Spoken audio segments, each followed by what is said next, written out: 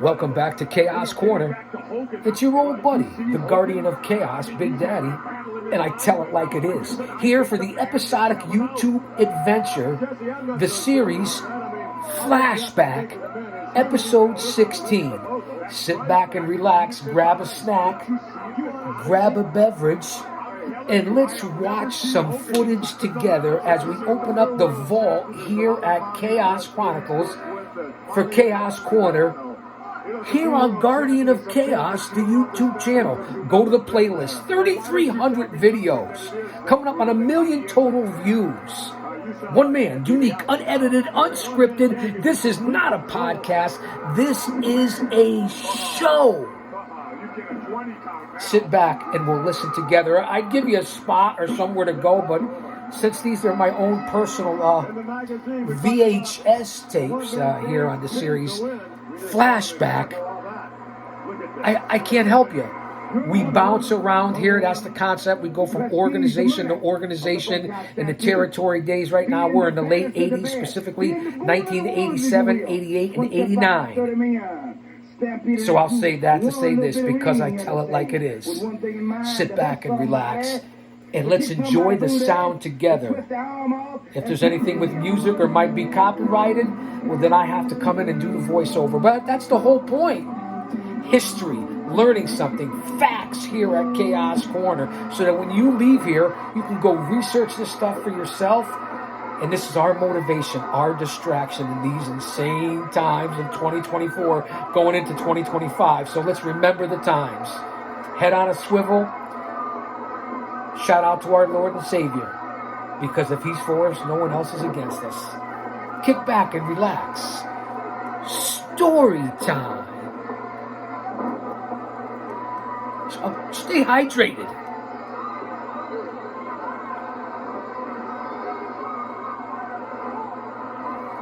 Right now in the ring, the Road Warriors. And here we go. We jump just like that, and it's precious with Jimmy Jam Garvin and Michael P.S. Hayes down in the studios in Atlanta. It's the fabulous Freebirds. And once the music stops, then I can stop.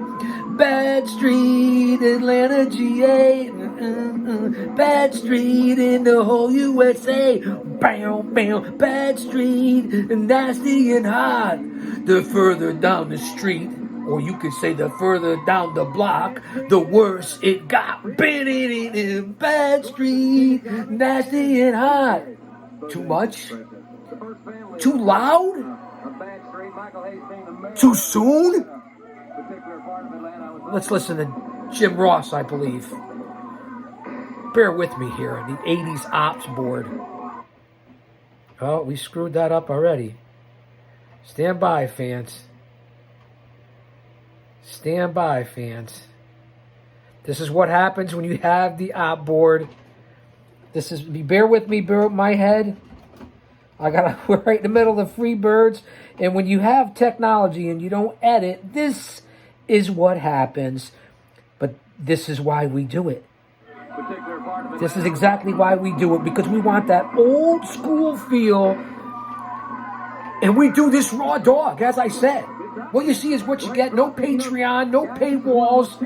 You could super chat, I guess. Not needed, but much appreciated. It's like $2 a month or $3 a month to be a member. Look at the unique content that you get. And again, not needed, because I'm doing this regardless. But I do appreciate it.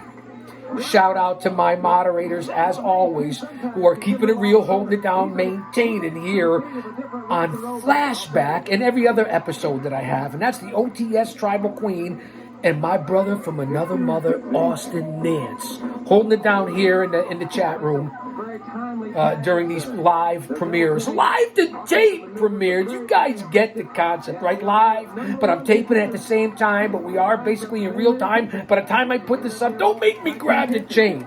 Don't make me get into mode here as we get into episode 16 of Flashback, because that's what you get. That's why you're here.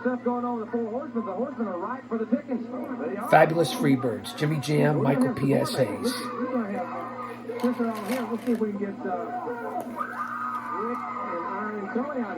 I'm more partial to the originals. Michael and Bam Bam, Terry Gordy.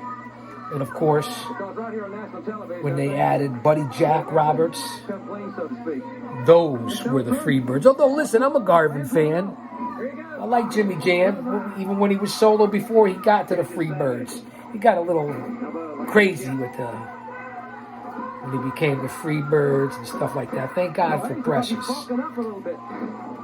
Let's see what's going on. Let's listen in on some commentary.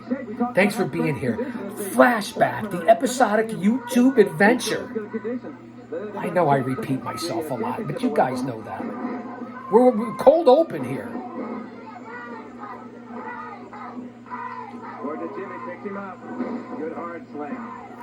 David Crockett. You can hear in the background, no copyrights. This is opening up the vault right down here in Chaos Chronicles for Chaos Corner. You guys know that, right? Pumping out 100 videos a month on this channel. Just remember that and what I try to do here. Not any better than anyone else, not competing with anyone else, but unique, different. The connection between you and I, what I represent, how I present. I'm a little different. This is a different show, not just a niche show. It's for anybody, whether you're 18, 30, 40, 50, 60, it doesn't matter. Because it's all pertinent. That was a very unique body slam. Nice sidewalk slam by Michael Hayes. Here he comes with the elbow. Drops the big elbow, the running elbow. He's got a lot of elevation there, a lot of power. Tags Jimmy Jam Garvin. As I said, if you're a regular here on the channel, in the late 80s, I want to say 88, 89, had a chance to briefly travel a couple of tours with Freebird Michael Hayes. He was a good guy. The nights that we hung out, he was a cool dude. He certainly lived hard, partied hard, but was real and honest. Damn. GOC, Big Daddy, and one of the Freebirds, and the Samoan SWAT team in Doom. Could you imagine the things that we did and saw? Again, it was just a short, brief trips for me. And I wasn't in WCW, just learning more of the business. And that's why I became tight with Fatu, Rikishi. And of course, Big Sam, a.k.a. Samu. And earlier than that, as we were watching the Freebirds, I'm talking about the Samoans, back in 83 when I originally met the Tonga Kid. Little Sam, who went on to be huge at that time. Even with the movie Body Slam with the Samoans and the Barbarian and Captain Lou. Let's listen to the Freebirds as they won their match, so let me sit back and relax here as I rumble, stumble, fumble on Flashback. Let me tell you something. It's not my fault that the Four Horsemen are having problems. I know I haven't said that in a long time, but I had a lot of things. It's not my fault. Come down to earth now with Michael P.S. Hayes and my squeeze beside me, and we're getting excited about His squeeze. We're getting excited about the World Tag Team titles because let me tell you something. I'm not gonna take nothing away from the guy that's always in a bad mood, Tony Blanchard. And a bad mood too if you had a face like that to walk around with. I guess so. With a face like that, I'll be a little bit mad myself. And Arn Anderson, because they are great athletes. They are the World Tag Team Champions, even though they cheat. It's like going to Africa for the big game. There ain't no use going to Africa and hunting some rabbit with big long ears. We might as well go for the big stuff. And the big stuff is Arn Anderson and the guy that's always in a bad mood, Tony Precious in the background spraying. And we're going to take your title. Go with it, Michael. What do you know? What a wicked way. Here's P.S. When first we try to deceive, and they tell people there is no deception in wrestling. We jump right over to the Road Warriors.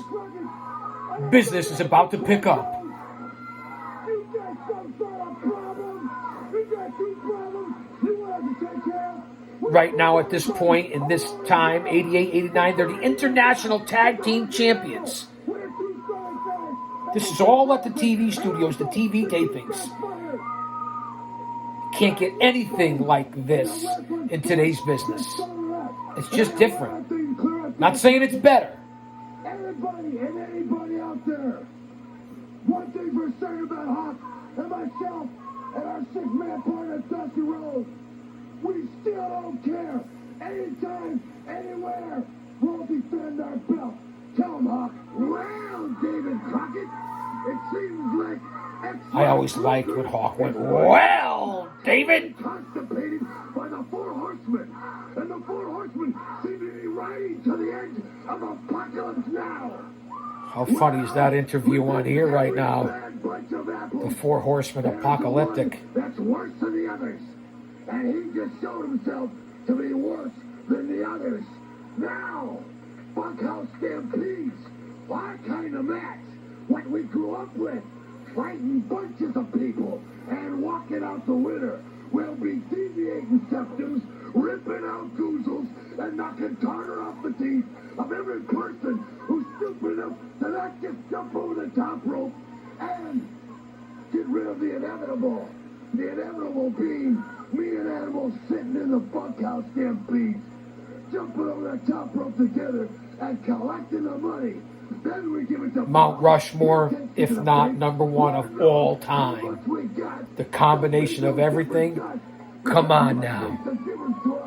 Wake up. And beating people up and being the best. The Legion of Doom. Like it or leave it. David Crockett, I think we summarized it all. Precious Paul Ellering. How about his longevity even to today with Karrion Kross and that little group they have together in the WWE? Am I right? AOP, is that the two big guys? The faction there and the squeeze on the side? Ellering's still relevant after all these years, a la someone like Heyman, who's in a much bigger role. I get it. I'm just saying, the longevity. Look at someone like Jimmy Hart, although he's not nationally right now. Let me be quiet as we go to one of the best ever, and that's J.J. Dillon, the Four Horsemen with the Nature Boy. Woo! The World Tag Team Champs, and of course, the only World Champion in my eyes that there's ever been. Who else but Nature Boy Ric Flair? You know, David, you sit out here, and you either have the pleasure or the displeasure of listening to a lot of great athletes in the National Wrestling Alliance tell you what they are. That's what territory we're in right now. We're with the NWA. Very few athletes walk out here, David Crockett, as you know. Jim Crockett Promotions, World Class Championship Wrestling, whatever the fuck you want to call it. The ingredients, the final ingredients, if you may, a World Championship belt. There's not a lot of them around. You have to be great to own one. Now, this deal with Luger, I got to be honest with you. I like Luger. Luger is one of the greatest athletes that I have personally had the pleasure of ever being associated with. J.J. Dillon would have never taken him under consideration to be one of the Four Horsemen if he wasn't qualified. I could see the white light, not the blue light, and it's plugged in. Heart. And he has the and I mean the privilege of being with Ric Flair. Is what Ric Flair is above all else. He is the world champion. And Lex Luger had the privilege of walking through airports, of walking into every major arena, begged by my side. He was my friend, my companion, a man I liked. Flair talking about Luger.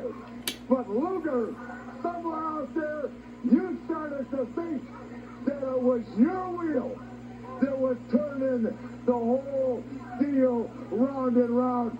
And that, my friend, led to your downfall. You see, Luger, you've got the best body in our sport. Unequal. The best body in our sport. But night in and night out, a lot of beautiful women with great bodies come to me and say, Rich, take me upstairs. But the bottom line is, if a girl that's got all this can't use that body, she doesn't go television with me. You understand what I'm telling you? You got it all, pal. But you couldn't walk the aisle.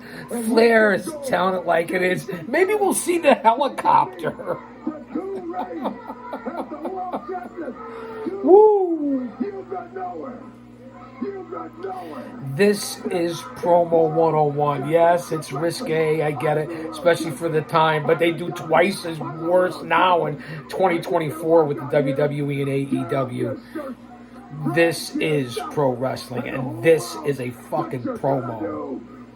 I hope you're enjoying this. Much love and respect for being here. You don't cross that line, and you don't pass go till Ric Flair says so. And here we go. In his pink pants and blue jacket with a pink tennis racket, it's Jim Cornette and I believe Big Bubba with Sweet Stan Lane and Dennis Condrey. No, not Dennis Condrey. Bobby Eaton and Sweet Stan Lane. The Midnight Express against, it looks like, the Italian Stallion. I'm not sure who the other grappler is. Maybe Teddy Long as the referee, as we're at the studios here in Atlanta, Georgia. Let me sit back and let Corny with his insane commentary, who I do listen to in 2024. And what a fuck up. I don't think Stan Lane ever teamed with Dennis Condrey. It was Dennis Condrey and Bobby Eaton. It was Dennis Condrey and Randy Rose. And it was obviously Bobby Eaton and Sweet Stan Lane. Those are the combinations of the Midnight Express. But the originals, I believe, is Condrey and Eaton. Right now it's Eaton and Lane. I would say maybe they were the second best of the combinations. As I overtalk Jim Cornette. Who knew, right? I believe it's episode 16, Flashback. Sit back and enjoy. Let's listen to Corny. Holy Christmas. He hasn't shut the fuck up.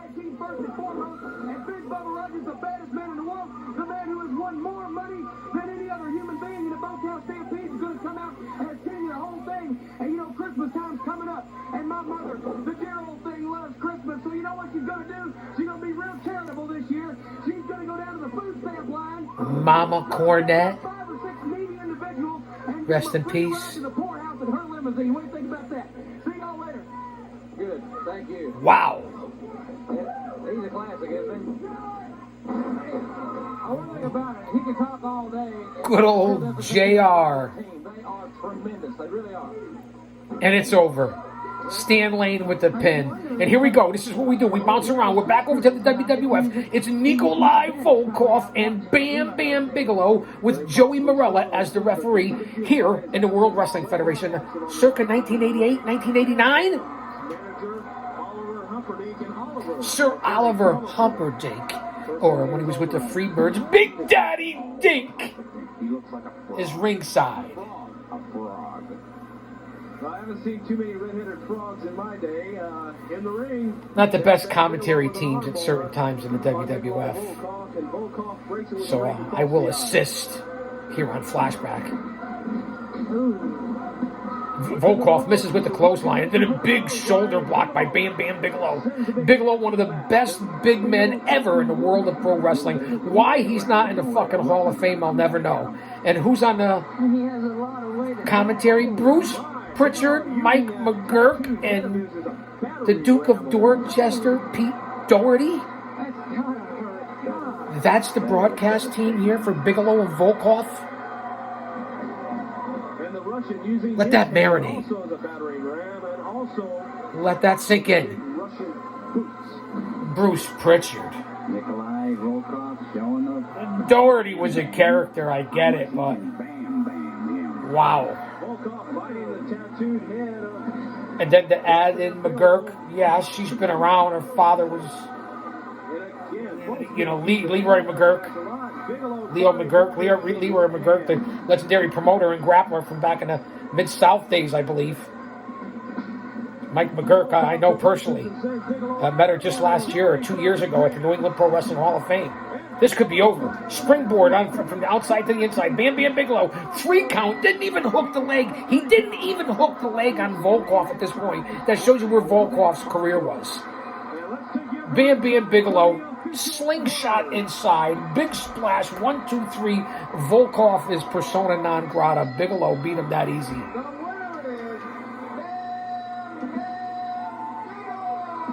With Sir Oliver Humperdinck. And we're staying in the WWF.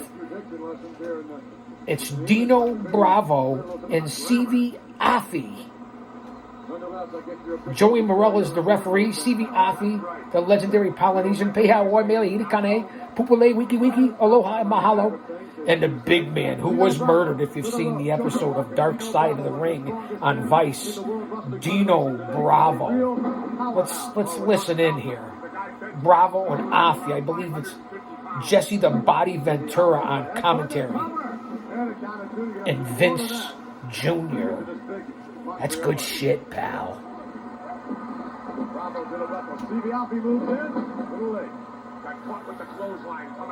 Let's hear Jesse. Those big men, if you're not right on top of them, when you whip them into the buckle, the momentum alone is going to pull them out on there. No copyrights at the vault here at Chaos Corner on Flashback.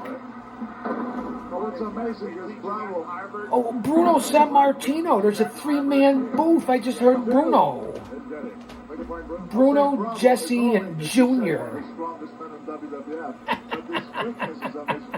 Talk about history. We've actually seen Bravo outmaneuver quicker than CV Afi in a couple different occasions there, and that's really. Bravo was a beast. He got the bleach blonde hair at this point. Big sidewalk slam by Bravo on Afi. I'd like you to hear them, but the sound is so loud. I'm going to talk with them.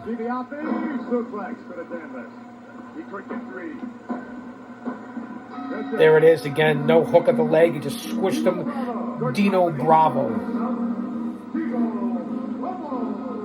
With Frenchie Martin. You remember Frenchie Martin? At this point, Frenchie Martin is Dino Bravo's manager. And here we go. Talk about flashback. It's superstar Billy Graham and Bruno Sammartino. Highlights of that film and Superstar's recovery with Mean Gene narrating. Let's listen in on Superstar Billy Graham. Rest in peace, Billy. Doctors and fans, millions when he had his hip surgery. Said it was over for the superstar. But he would endure. He would make a miraculous comeback. But it took awfully hard work. Doing some leg presses, superstar Billy Graham. Again, one of the best champions in the Worldwide Wrestling Federation, and obviously was very upset and distraught and hurt in the late 70s when they decided to take the belt off of him when he was perhaps still the biggest star and sold out Madison Square Garden so many times. But at that point, Vince Sr., when he gave him the belt, I believe it was in 73, if I'm not mistaken, of Baltimore, Maryland, or something like that. I might have the numbers backwards. And they gave Graham his belt and said, this is when you're losing it, no matter what's going on in the world, this is the date, and he signed it and agreed, never thinking that they would not, because he was so hot, not re-sign him or keep him as long as the champion. Well, it didn't work out that way, and that's what happened with superstar Billy Graham. I don't think it was 73. I've got the years mixed up here. I try to have my facts. I don't want to just throw it out there. It might have been 75. I got to research that and get back to you. But that's the history of Billy Graham and how big of a champion he was in the late 70s, circa 77, 78. I mean, it really was. Again, within a year or two, he was something, Billy. And again, I'm repeating it. I get what I'm repeating instead of they're showing highlights of different things while Graham's going through the surgery, so I'm going to talk through it. Graham had quite the history. Research it. Go to DuckDuckGo. Don't go Google it like the rest of the geeks. Go Google it. DuckDuckGo it. It's a more private search engine, although the government has all our information anyway. But Billy Graham was the hottest champion to ever give up or lose that belt at the time, probably in the history of the World Wrestling Federation. especially the Worldwide Wrestling Federation, to give you some history and facts on Superstar. So this was his comeback, and this is the late 80s. This is the time frame of what I'm trying to relay to you guys. And he started off with his feud with the Natural, or Hacksaw Butch Reed at that point. So that's what they're showing right now here on Flashback. We're about 25 minutes in. You never know when we're going off the air. I don't know what's going to happen, but you guys will be back for more. Again, I believe this is episode 16. And there's Don Morocco and Superstar Billy Graham when Morocco was coming to his assistance at that time, if you remember, with the crutches with Don Morocco. And we bounce out of this. This is how fast it goes here back on Flashback. It's the Hart Foundation, the Anvil, and Bret the Hitman Hart. TV matchup, it looks like. Referee, once again, the late, great Joey Morella. Let's sit back and listen. WWF Superstars, I believe. And over to tag out. And cowardness and running out of the ring. Oh, no. Wait a minute. Again, the chains are really an issue. They're heavy today. Jesse Ventura on the commentary. You can hear him on the broadcast. Hammering down into the back. The big rough member of the Heart Man, I can say I've been in there. Touche. Jerry Allen. Bruno don't even remember. And there he is, the aforementioned Jerry Allen, Jerry Orosky, who I was talking about on the last tape. One of the guys that I knew that's from this area, the Constitution State, and the History to World Gym and Quest facility. And here he is in the WWF. He had quite the name for himself. He was down in World Class Championship Wrestling during its heyday. Was a mid-card, lower mid-card guy in the WWF. Jerry Allen, a.k.a. Jerry Orosky, was a big kid from the area, good talent, good wrestler. You know, whatever happened with Jerry Allen and in his death and the demons or whatever it was, I'm not sure. I'm not here to speak on that. I know him personally as a good guy from the area, one of the boys who did well in this business, especially to survive world-class championship wrestling. So it's nice to see. We were just talking about him on episode 15 of Flashback, about Jerry Allen and world class during its heyday, and here he is in the later 80s against the Hart Foundation. And he just took the Hart's finisher, and there it is, 1, 2, 3. Bret Hart pins Jerry Allen, and there's Jimmy Hart. Jimmy Hart was the manager of the Hart Foundation, obviously, with the red hearts all over the white jacket. As I ramble on here on Flashback. Oh, at least you got to hear the official winners here. Again, I got to adjust the volume here. These are VHS tapes, and here we are with Coco Beware and the Junkyard Dog backstage. I don't have to worry about nothing. As long as I know I got Frankie on my shoulder, I don't have to worry about nothing. As long as I know I got the fans. I say the fans is really behind me, brother. I don't have to worry about nothing. Ain't that right, big dog? Come on, dog. Give me a bone to chew on. JYD. Throughout the World Wrestling Federation. And right now, you know, you got the Black Force as the champion. You got the Islanders.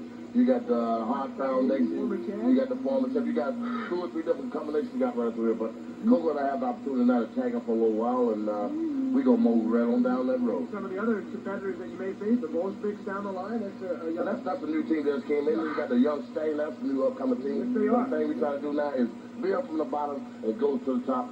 And that's the thing we're looking out for right now. Coco and myself. And of course, this is a new situation for you being in a tag team. Because you like that? I love it, brother. Because you see, when the World Wrestling Federation, when they soar up to the mountaintop, me and Dog want to be climbing the mountaintop. We want to go to the promised land. We want to be with Hulk Hogan, brother. We want to be with the great ones that made it in the World Wrestling Federation. We want to be somebody. That's why. That's the reason why all the great talent is coming right here in the World Wrestling Federation. Because they want to be. I said they want to be somebody. You see, anybody just can't come here in the World Wrestling Federation. That's right, anybody just say, how can I come in and can y'all put me together? No way, brother. You got to go for what you know. You got to be tough. You got to be somebody. That's the only way to get here, brother. And that's what me and Dog is all about, brother. I'll tell you something, Coco. I like the blend of this tag team. The blend is very important. You got law and order. Law and order. Either order and law. Either way you got it. You got the boys. There you go, baby. Give me a bone to chew on. And here we go. Back to the NWA. I see Kevin Sullivan outside the ring. Inside the ring, I see the Midnight Express. And Ricky Santana, Stan Lane, Bobby hangs Eaton. on. Kevin Sullivan is continuing to occupy. I see Mike Rotunda. While his partner Ricky Santana, another 2 count. Another neck breaker by Sweet Stan on Santana, and Ricky Santana is the worse for wear. Kevin Sullivan. Ricky Santana and Mike Rotunda may be teaming up against the Midnight Express, and Kevin Sullivan is antagonizing or trying to recruit Rotunda to the varsity club? Is that what we're looking at here as far as history? Rotunda now is out of the ring with Sullivan. Rotunda and Sullivan face to face. Sullivan and Santana into the corner, nobody there. Eaton taking over on Santana. Rotunda wasn't there. Rotunda has missed 3 obvious tag situations. 3 obvious tag situations. Sullivan, this is where he originally recruits Mike Rotunda to the varsity club.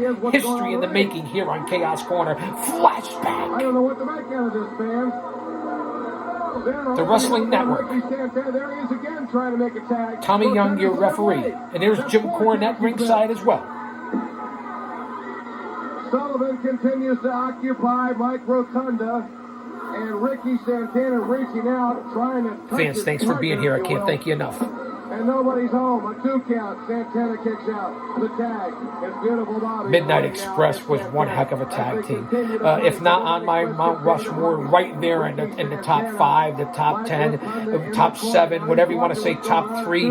Midnight Express is one of the best tag teams ever. And I'm talking about the combination, especially of the 3 of them. If you go with the Freebirds, Buddy Jack Roberts, Terry Gordy, Michael Hayes, and then maybe throw in Jimmy Jam, but I'll go with the original 3 Freebirds. Go with Sweet Stan Lane, Dennis Condrey, and Bobby Eaton. Midnight Express, one of the best ever, along with the likes of the Von Erichs, and so on and so forth. It's just the truth. It's just the facts. Oh, and Jim Cornette with the tennis racket out of nowhere. Down goes Reyes. Here's the cover by Stan Lane. I'm sorry, Ricky Santana is out. Persona non grata. Sweet Stan Lane with the pin. And there's Cornette with that fucking tennis racket. Santana is pinned. He is beaten. Numerous times he has tried to make a tag, and Mike Rotunda. And there's the Express. He was occupied. Here's a slow-mo. There's Sullivan. And they're showing Sullivan. Just come on. This is where he hypnotized and won Rotunda over to become to the varsity club. You know the rest of the history with the Steiners and so on and so forth, and Kevin Sullivan, and how legit and tough the fucking varsity club was back in the day. Do your research. Let's see where we jump to next here on Flashback. You never know what's going to happen here on Flashback. I don't know. This could be a commercial. It could be anything.